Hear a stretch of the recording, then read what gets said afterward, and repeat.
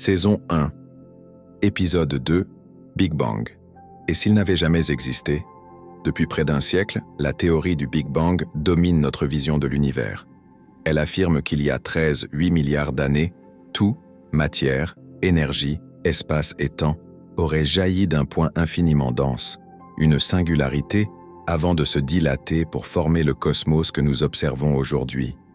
C'est le scénario enseigné dans les écoles, repris dans les documentaires, admis comme une évidence. Mais de plus en plus de voix s'élèvent pour demander « Et si le Big Bang n'avait jamais existé ?» La première chose à rappeler est que la théorie du Big Bang n'a pas toujours fait consensus. Quand elle fut proposée dans les années 1920 par Georges Lemaître, un prêtre et physicien belge, elle fut accueillie avec scepticisme. Einstein lui-même doutait de l'idée d'un univers en expansion. Beaucoup de savants préféraient imaginer un cosmos éternel, sans début ni fin. Ce n'est que dans les années 1960, avec la découverte du rayonnement fossile par Penzias et Wilson, que la théorie du Big Bang s'est imposée. Ce rayonnement, une lueur froide qui baigne tout l'espace, fut interprété comme l'écho lumineux de l'explosion originelle. Mais ce modèle, aussi séduisant soit-il, a ses failles. La première, d'où vient la singularité initiale? Comment expliquer qu'un point infiniment petit ait contenu tout l'univers? La théorie du Big Bang décrit l'évolution de l'univers après la première fraction de seconde, mais elle reste muette sur l'origine même. Elle ne dit pas pourquoi le Big Bang a eu lieu, ni ce qu'il y avait avant. Certains physiciens refusent d'accepter cette naissance à partir de rien. Pour eux, l'univers doit avoir une histoire plus ancienne. Des modèles alternatifs ont donc vu le jour. Le plus connu est celui de l'univers oscillant. Le cosmos passerait par une succession de cycles, s'étendant puis se contractant, chaque effondrement donnant naissance à un nouveau Big Bang. Dans ce cadre, ce que nous appelons Big Bang ne serait qu'une transition, un rebond entre deux ères. Une autre alternative est l'univers éternel inflationnaire. Selon cette idée, le Big Bang n'a pas créé tout l'univers, mais seulement notre bulle cosmique. D'autres bulles se seraient formées ailleurs, donnant naissance à un multivers infini. Dans ce scénario, il n'y a pas eu un seul Big Bang, mais une infinité de naissances d'univers. Notre cosmos ne serait qu'un fragment parmi d'autres. Certains chercheurs vont plus loin. Ils affirment que le Big Bang n'a jamais eu lieu et que les preuves invoquées en sa faveur peuvent être interprétées autrement. Par exemple, l'expansion de l'univers observée par Hubble pourrait être expliquée par des modifications de la lumière au fil de son voyage, et non par un éloignement réel des galaxies. De même, le rayonnement fossile pourrait être le résultat de processus astrophysiques encore mal compris, et non la trace d'un événement initial. Dans cette perspective, le Big Bang serait une construction intellectuelle, pas une réalité.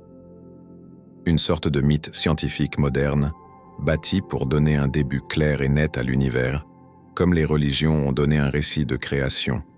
Après tout, l'idée d'un commencement absolu rassure.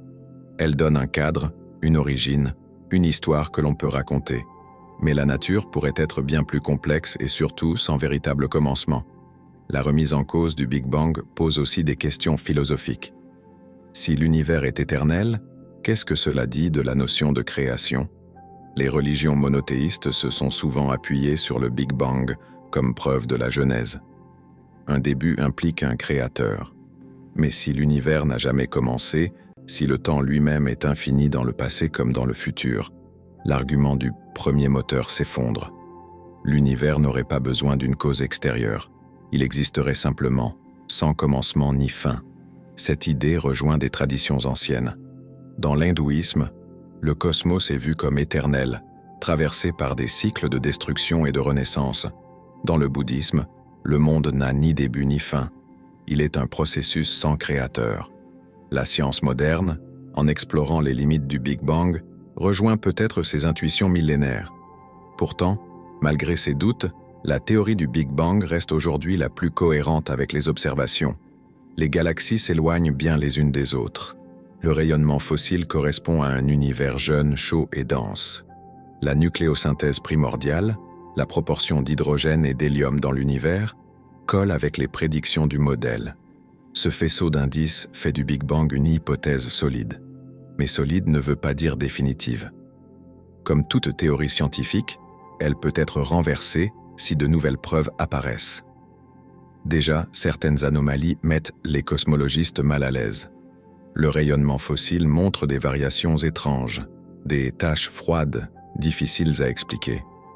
L'expansion accélérée de l'univers, attribuée à l'énergie noire, reste mystérieuse. Ces énigmes pourraient être des fissures dans le modèle, annonçant une révolution future. Et si demain, une nouvelle observation venait contredire le Big Bang? Nous devrions alors repenser entièrement notre histoire cosmique. Peut-être que l'univers n'a jamais connu de naissance, mais qu'il est le produit d'un processus éternel. Peut-être que le Big Bang n'est qu'une étape dans une suite infinie de transformations. Ou peut-être qu'il n'a jamais eu lieu et que nous avons projeté sur le ciel nos propres besoins humains d'origine et de sens. En définitive, se demander si le Big Bang a vraiment existé, c'est remettre en cause notre vision du temps, de l'espace et de nous-mêmes. Si l'univers n'a pas eu de commencement, alors notre quête d'un premier instant est vaine. Mais ce n'est pas une défaite. C'est l'occasion d'élargir notre imagination. Comme le disait Carl Sagan, nous sommes l'univers qui se contemple lui-même. Peut-être qu'en doutant du Big Bang, nous faisons un pas de plus vers cette contemplation infinie.